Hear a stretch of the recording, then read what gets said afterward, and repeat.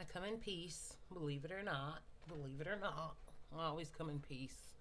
I'm your nosy neighbor lady. It's your nosy neighbor lady show. I hope you're looking good, feeling good, and it's almost the weekend.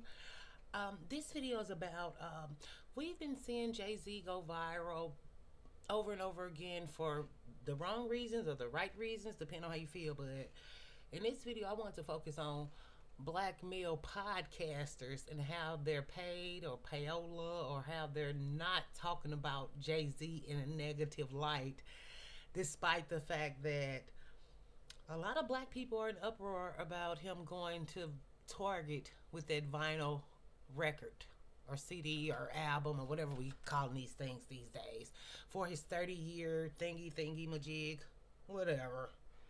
But it's just like, oh, I was watching the Joe, but I don't watch the Joe Budden podcast, but I was watching this other podcast that I watch, and he clipped it.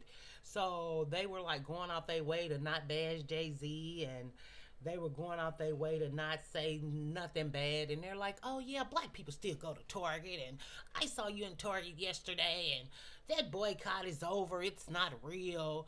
And the other guy is like, Jamal Bryant can't say the boycott is over. He didn't start the boycott.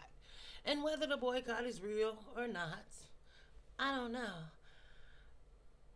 I don't know.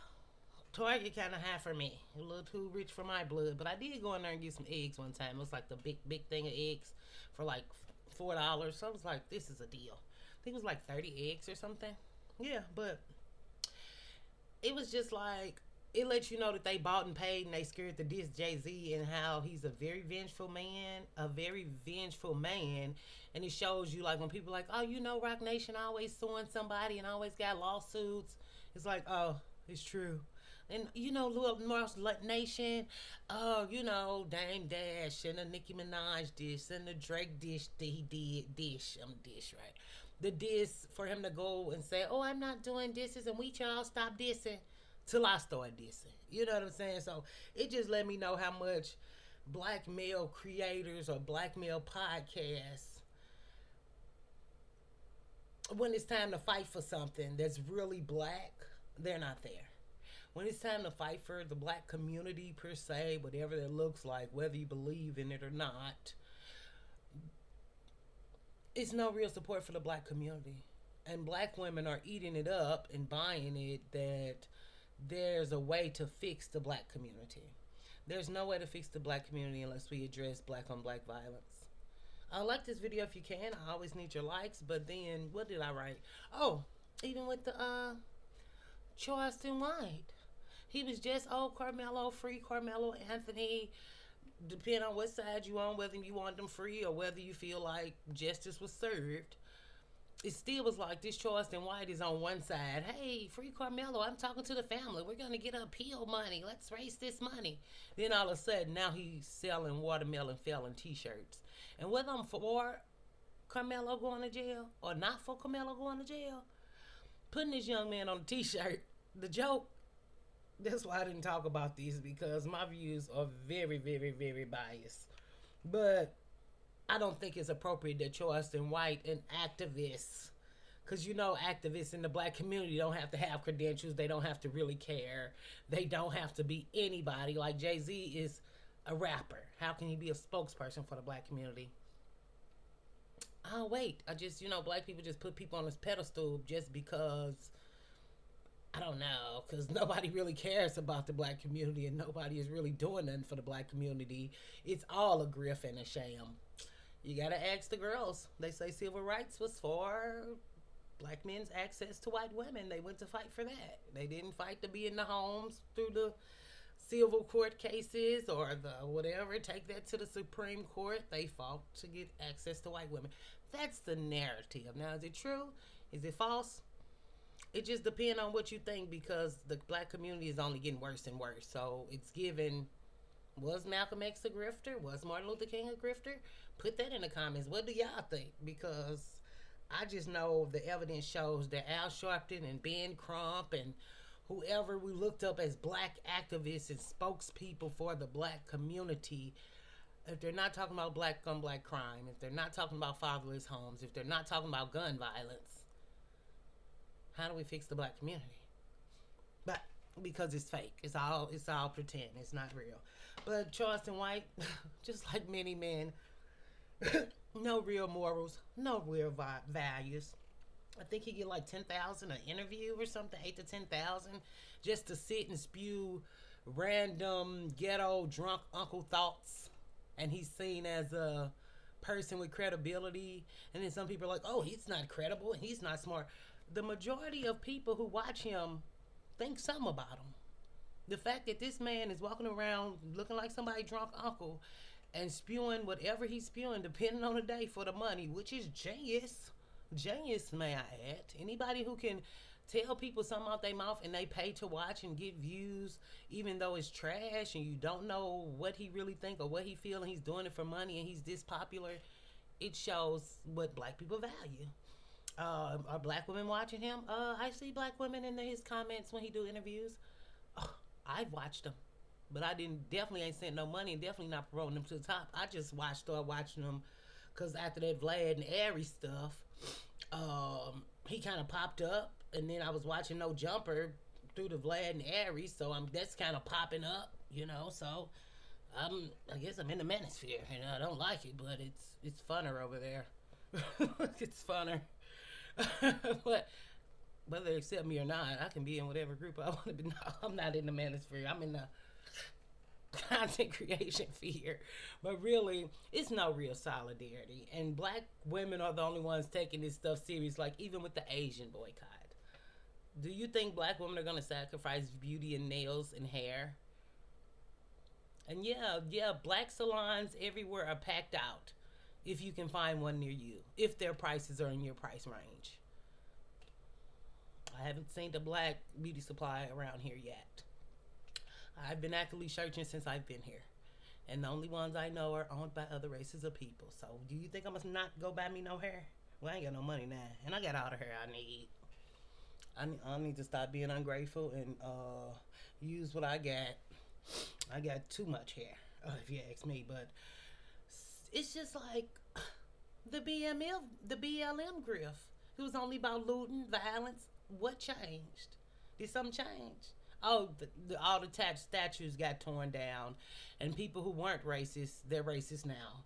And what else happened with the BLM movement? Oh, body cam footage started coming out, and then when people see body cam footage, even with the lady who like slashed the cop, was having a mental health breakdown. She slashed him with a knife. What, the black man who attacked the cop? So I don't know if the body cam footage was the best thing for black people to keep. Let's see the footage. And the more and more cases we have with cops and black people, the footage is not looking so good on the black hand side. Don't shoot me. I'm just the presenter. Like this video if you want to. If you don't feel comfortable liking it, I understand. I totally understand. But with the Asian black boycott, it's like, oh, well, it cools the Asian restaurants too. If we're really going to act like black men are just buying meals with cash and not food stamps, we can act like black men are the breadwinners in the black community and that they feed themselves without the government help. Just like that video where that man was getting stamps and his woman didn't even know he was getting stamps, and they lived together and had children, and he getting stamps and not even sharing it with his children or his family. So I don't think Ben Lou take stamps. Well, in St. Louis, the Ben Lou we got don't take stamps. One of the best Chinamen in St. Louis. But yeah, we call them Chinamen. Some people think that's weird, but it's normal to me. But then, Charleston White, I'm for righteousness. The grift to do religion to convince black women in the way that they should go, using Jesus Christ as a manipulation tactic, i.e., why many black women are leaving religion, don't believe in religion, and is going to witchcraft, tarot, or just the universe, or just a free way of thinking that might not have traditional whatever that should look like. I won't say that, okay? But it's just like these black men content creators and podcast bros or podcast hoes, whatever you want to call these niggas, they don't really have a backbone, and they really don't stand for nothing but money. And am I mad? I'm not mad. I'm just mad at the fact that black women have bought into it so long, And what did Harriet Tubman say? I freed thousands of slaves, and I could have freed thousands more if only they knew they were slaves. And it's so funny because that applies so much today that so many black women mostly don't know they're slaves to the black community. And black men are the slave masters and the gatekeepers and manipulate black women into thinking how they want them to think and doing what they want them to do. And children as well, they're manipulating the children too, because when you're a blank slate, you don't know what to believe. And it's better to go with the cultural norm than to stand out and stick out and speak out and say, these niggas tripping. So, but I guess that's where you get like the Hodge twins, the black conservative black men. Um, but they're not necessarily for the black community or change in the black community, and they actually despise the black community. They're just honest about their hatred for their blackness. That's and they're honest about their blackness, you know. Whereas other race grifters, they act like they care about blackness, and really they just want the money, and really they just want to manipulate black women into doing things like going out and protest when they do crimes. Yeah. So, what else? But nothing will ever change unless we address black on black violence.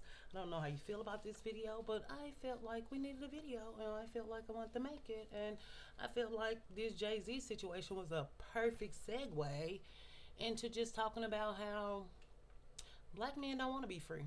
They don't care about freedom. They don't care about improving their own communities. They don't care about fathers in the home. They only say things that are trending to get clicks, views, and money. But do they feel it in their heart? Do they want to change for real? If they wanted to change for real, our black community would look different.